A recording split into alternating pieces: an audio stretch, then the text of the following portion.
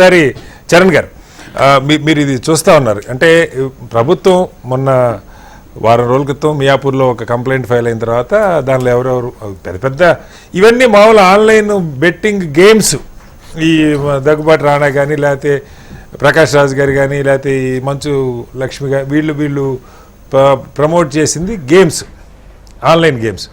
అయితే దానికన్నా ఇది కీలకంగా ఇప్పుడు ఈ ఐపీఎల్ సీజన్లో 2 నెలల పాటు భారీగా జరగబోతుంది. దీని మీద అసలు ఏంటి ప్రభుత్వం ఏ స్టాండ్ తీసుకోబోతున్నప్పుడు అంటే ప్రభుత్వం అంటే ఇప్పుడు దీన్ని అసలు ఎలా సిట్ వాళ్ళ ముఖ్యమంత్రి గారు అసెంబ్లీలో అనౌన్స్ చేశారు, ఒక స్పెషల్ ఇన్వెస్టిగేటింగ్ టీం వేస్తామని. ఆల్రెడీ కొంత సిబిఐ ఈడీ ఇన్వాల్వ్ అయినాయని అంటూ ఉన్నారు. ఏంటి ఎలా ముందుకెళ్లాలనుకుంటున్నారు దీనికి సంబంధించి? అంటే ప్రధానంగా గత ప్రభుత్వము ఈ విషయంలో చట్టం చేసింది. కేసీఆర్ గారి ప్రభుత్వంలో చట్టం చేసినప్పటికీ కూడా చట్టం ఇంప్లిమెంట్ కాలేదు. అదే కాకుండా శిక్ష ఇక్కడ 2 సంవత్సరాల కాలం పాటు ఉండడంతో ప్రధానంగా ఎవరికి భయం లేకుండా అయిపోయింది. ఇక ఇన్ఫ్లుయెన్సర్ సమాజంలో అంటే గుడ్ ఇన్ఫ్లుయెన్సర్ ఉంటారు, బ్యాడ్ ఇన్ఫ్లుయెన్సర్స్ ఉంటారు. అర్ధరాత్రి ఏదో కోటీశ్వరులు కావాలనే ఏకైక లక్ష్యం తోటి ప్రజలతో ముందుకు పోతున్న పరిస్థితి, కుటుంబ వ్యవస్థ అంతా కూడా విచ్ఛిన్నం అవడంతో. గతంలో ఏంటంటే ఎవరైనా తప్పు చేసి ఇంటి పక్కల వాళ్ళు చెప్పేవాళ్ళు, ఇంట్లో ఉన్న వాళ్ళు కూడా తప్పు చేయదని చెప్పేవాళ్ళు. ప్రధానంగా ఇది పట్టణాల్లో అంటే మున్సిపాలిటీలో మొత్తం తెలంగాణ చూసుకున్న 60% పట్టణాలు మున్సిపాలిటీ కావడంతో పక్కింట్లో ఏం జరుగుతుందో పట్టించుకోలేదు, ఎవరింట్లో ఏం జరుగుతుందో తెలియని పరిస్థితి తోటి ప్రధానంగా గతంలో ఏంటంటే సమాజంలో ఆ ఊళ్ళో వాళ్ళు సరి చేసేవాళ్ళు, లేకపోతే కుటుంబంలో ఉన్న సభ్యులు సరి చేసేవాళ్ళు. ఇప్పుడు ఎవరింట్లో వాళ్ళ సమస్యలు ఉన్నాయి కాబట్టి అర్ధరాత్రి కోటీశ్వరులు కావాలనే ఏకైక లక్ష్యంతో ముందు పోయే క్రమంలో ఇప్పుడు మీరు ఈ సెలబ్రిటీస్ చాలా మందిని పిలిచి వాళ్ళని ఇంట్రాగేట్ చేశారు, మాట్లాడారు. అసలు వాళ్ళని ఎవరు అప్రోచ్ అయ్యారు, దానికి లీగల్గా వీళ్ళు డబ్బులు ఏ రకంగా వచ్చినాయి, ఇది కొంత ఎంక్వైరీ చేస్తే కూడా సమాచారం వస్తుంది కదా. అంటే ప్రభుత్వము ఇక్కడ సిబిసిఐడి ఎంక్వైరీ చేసి తప్ప అంటే ఇక్కడ యాప్ ఒకరు తయారు చేస్తా ఉన్నా, ఇంప్లిమెంట్ చేసే వాళ్ళు వేరే వాళ్ళు.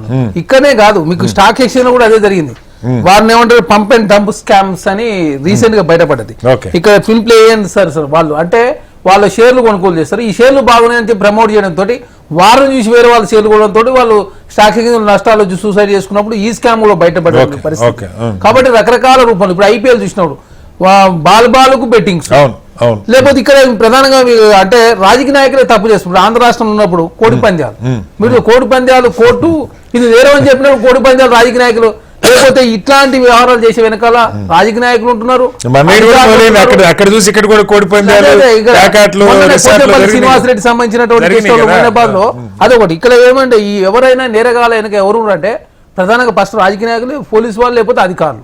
ఈ ముగ్గురు ఉండడంతో ప్రధానంగా ఏదో ఒక అవినీతి ఇక్కడ ఇన్ఫ్లుయెన్స్ అయ్యే వాళ్ళు ఒక రూపంలో ఉంటే తప్పుడు మార్గాలు ఎంచుకునే ప్రయత్నం జరుగుతూ ఉంది. కాబట్టి ఖచ్చితంగా దీనికి ఒక వ్యవస్థ రావాలని చెప్పి ప్రభుత్వం భావించింది.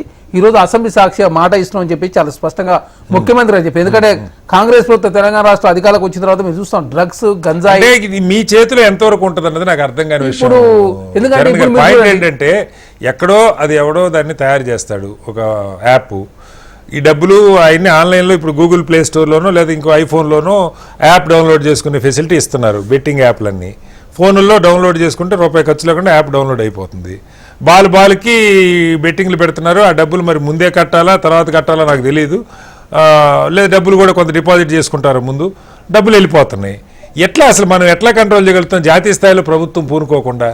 అదే సార్, ఇప్పుడు ప్రధానంగా రాష్ట్రాలు చట్టం చేయాలి, కేంద్రం చట్టం చేయాలి. ఎందుకంటే ఇప్పుడు చూడండి తెలుగు స్క్రైబ్ అని ఒక యాప్ ఉన్నది, అది ట్విట్టర్, ఇన్స్టా అండ్ ఫేస్బుక్ లో వాళ్ళు పోస్ట్ చేస్తున్నారు. వాళ్ళ ఐడి ఎక్కడ ఉంది, దుబాయ్ ఉన్నది.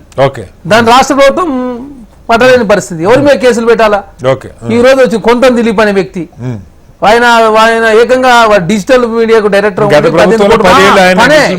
ఈ తెలుగు స్క్రైబ్ అక్కడ దుబాయ్ వేదికగా బీఆర్ఎస్ పార్టీ తెలంగాణ రాష్ట్రంలో కాంగ్రెస్ ప్రభుత్వం విష ప్రచారం చేయడం కోసం కెనడా, అమెరికా, దుబాయ్ లో అక్కడ ఐపీ అడ్రస్ నుంచి పోస్ట్ పెట్టడం తోటి వాళ్ళని ఎట్లా పట్టుకోవాలని అర్థం కాదు. ఇప్పుడు భారతదేశం కేంద్ర ప్రభుత్వం కూడా సహకరించాలా, రాష్ట్ర ప్రభుత్వాలు ఒకటే చేయలేని పరిస్థితి కదా. ఇప్పుడు చూసిన ఫోన్ ట్యాపింగ్ వ్యవహారాలు ప్రభాకర్ రావు గారు కావచ్చు, శ్రమ కుమార్ రావు గారు విదేశాలను వాళ్ళు తీసుకోవాలంటే కేంద్ర ప్రభుత్వం అనుమతి. అదే కాకుండా ఇక్కడ పార్లమెంట్ లో వారు అడిగిన క్వశ్చన్ వాళ్ళే ఉంటారు రాష్ట్రాలు చట్టం చేసి కరెక్టే, మరి విదేశాల్లో ఉన్న వ్యక్తులు తీసుకురావడానికి కేంద్ర ప్రభుత్వం అనుమతి అవసరం కదా.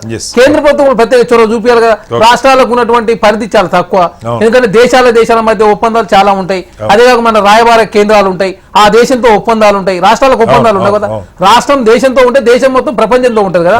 కాబట్టి కేంద్ర ప్రభుత్వ పాలక అనేది కీలకం. అదే కాక మీరు రాజకీయ నాయకులు తప్పు చేసి ఎవరు చెప్పాలా? ఎలక్షన్ బాండ్ల పేరు మీద భారతీయ జనతా పార్టీ 9,000 కోట్ల రూపాయలు చూసారు మనం. ఏదైనా కూడా 9,000 కోట్లు కరెక్టే, మాది తప్పే, అందరిది తప్పే ఉంది. తలా పాపం పిడికలు అన్నట్టు అందరి ఇప్పుడు ఏ స్కామ్ బయట పెడితే రాజకీయ నాయకుడు అని ఉంటాడు, పోలీసు అని ఉంటాడు, పెద్ద అధికారులు అని ఉంటాడు. కాబట్టి అన్నిటి కోణంలో ఉండాలి, ఖచ్చితంగా చట్టాలు ఉండాలని చెప్పేసి ప్రభుత్వం భావిస్తాము. దానిలో భాగంగా గంజాయి కావచ్చు, డ్రగ్స్ కావచ్చు, దానికి ప్రత్యేక వ్యవస్థను ఏర్పాటు చేసినాం గతంలో. ఇప్పుడు కూడా దీనికి వ్యవస్థను ఏర్పాటు చేస్తామని చెప్పేసి ముఖ్యమంత్రి గారు అసెంబ్లీ సాక్షిగా మాట ఇచ్చింది. కాబట్టి ఎలక్షన్లు 4 సంవత్సరాల కాలం ఉన్నాయి, ఈ లోపు అన్ని వ్యవస్థను సరిదిద్దుకోవాలని చెప్పేసి ప్రభుత్వం భావిస్తా ఉంది.